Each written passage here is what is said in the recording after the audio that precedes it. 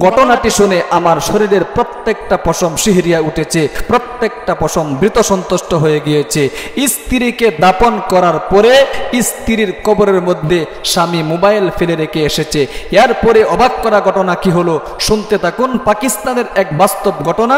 পাকিস্তানের এক যুবক এই ঘটনাকে গণমাধ্যমে প্রচার করেছে।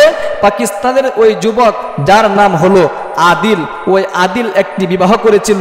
বিবাহ করার পরে স্ত্রী তার কথা শুনতো না। সে স্ত্রীকে অনেক মোহাব্বত করত, অনেক ভালোবাসত, কিন্তু স্ত্রী তাকে পাত্তা দিত না।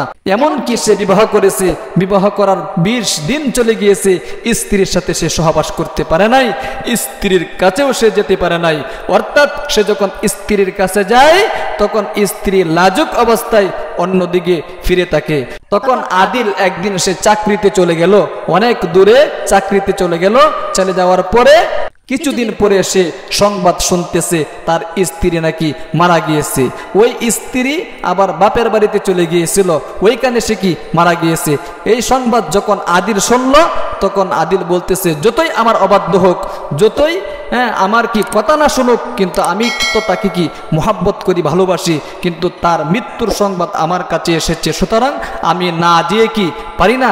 কারণ মৃত্যুর সংবাদ এটা কি আপনার সকলেই কি সত্য বলে বিশ্বাস করে। কারণ আল্লাহ তাআলা কুরআন শরীফের মধ্যে কিন্তু বলেছেন, কুল্লু নাফসিন যায়িকাতুল মাউত, প্রত্যেকটা প্রাণী মরণশীল। তখন ওই আদিল ওই চাকরি থেকে আবার চলে আসলো তার শ্বশুর বাড়িতে। আসার পরে দেখে ঠিকই তার স্ত্রীকে মৃত্যুবরণ করেছে। তখন স্ত্রীকে গোসল করাইয়া কাপন দাপন পরাইয়া স্ত্রীকে আপনার কবরের মধ্যে শোয়াইল। শোয়ানোর পরে একজনে বলতেছে, একটু দোয়া করো।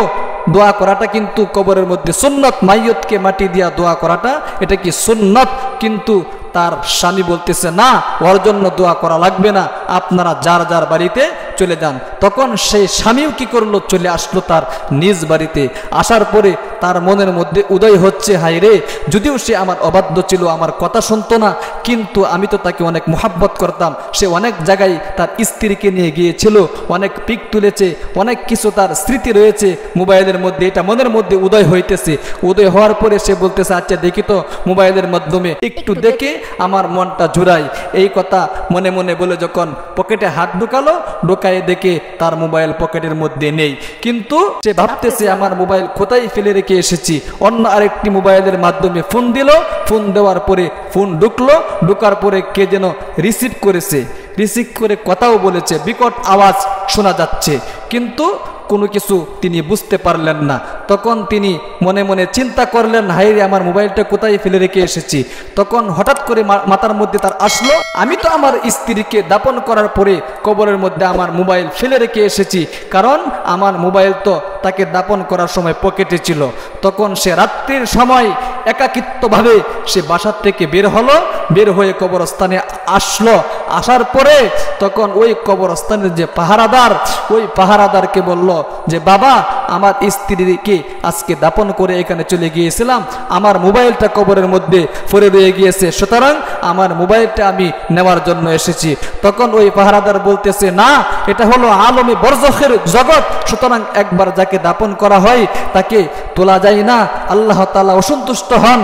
এছাড়াও তোমার শ্বশুর বাড়ির যারা আছে এরা যদি জানতে পারে তুমি তোমার স্ত্রীর কবর খুঁড়েছো মোবাইল তোলার জন্য, তাহলে আমাকে মেরে ফেলবে। তখন সে বাড়িতে চলে গেল। বাড়িতে চলে যাওয়ার পরে পরের দিন আবার রাত্রির বেলায় একাকিত্বভাবে সে চলে আসলো কবরের পাশে, স্ত্রীর কবরকে খুঁড়লো। খোঁড়ার পরে সে কেমন যেন বিকট একটা আওয়াজ শুনতে পাইল, কিন্তু কবরের মধ্যে মোবাইলও নেই এবং স্ত্রীও নেই। কিন্তু এখন সে কি করবে, চলে গেল পাশে ছিল একটা মসজিদ, মসজিদে চলে গেল। মসজিদের মধ্যে ছিল এক মুয়াজ্জিন। মুয়াজ্জিনের কাছে সব ঘটনা যখন বলল, তখন মুয়াজ্জিন বলতেছে, ভাই, আমি তোমাকে একটা কথা বলবো, তুমি কি কোনো কিছু মনে করবে? সে বলতেছে, আদিল বলতেছে, না, আমি কোনো কিছু মনে করব না, তুমি আমাকে বলো।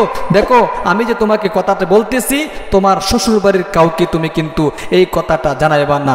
বলতেছে, ঠিক আছে, আমি কাউকে জানাবো না। তখন ওই মসজিদের মুয়াজ্জিন বলতেছে, দেখো, তোমার যে স্ত্রী ছিল, তোমার সাথে বিবাহ বন্ধনে আবদ্ধ হয়েছে, ওই স্ত্রী তার খালাতো ভাইয়ের সাথে প্রেম করত, তার খালাতো ভাইকে অনেক মুহাব্বত করত।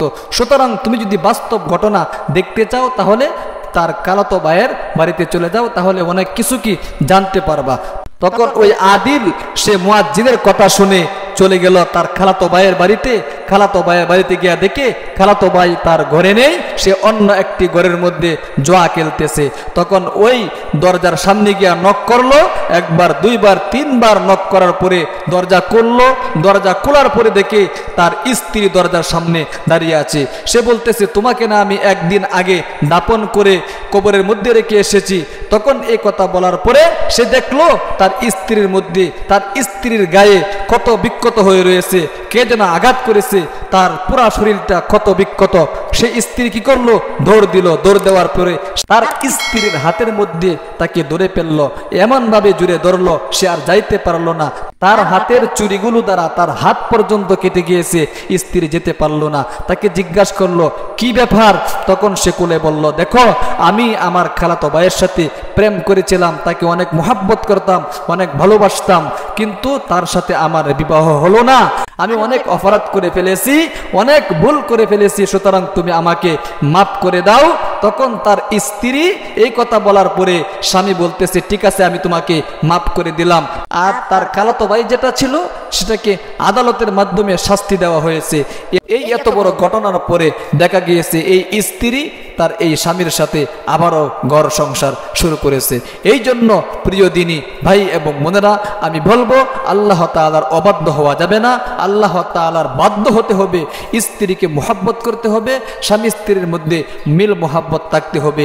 আল্লাহ তাআলা আপনাদেরকে স্বামী স্ত্রীর মধ্যে মিল মোহাব্বতে থেকে জীবন যাপন করার তৌফিক দান করুক, আমিন। আপনারাও কমেন্ট বক্সে আমিন বলে দোয়ার মধ্যে শামিল থাকবেন। ও হ্যাঁ, আমাদের ইসলামিক চ্যানেলটাকে আপনারা সাবস্ক্রাইব করে পাশে থাকা বেল আইকনটি অন করে দিবেন। লাইক, কমেন্ট, শেয়ার করে অন্যকে শোনার সুযোগ করে দিবেন। ভালো থাকবেন, সুস্থ থাকবেন। দেখা হবে পরবর্তী ভিডিওতে। আসসালামু আলাইকুম ওয়া রাহমাতুল্লাহি ওয়া বারাকাতুহু।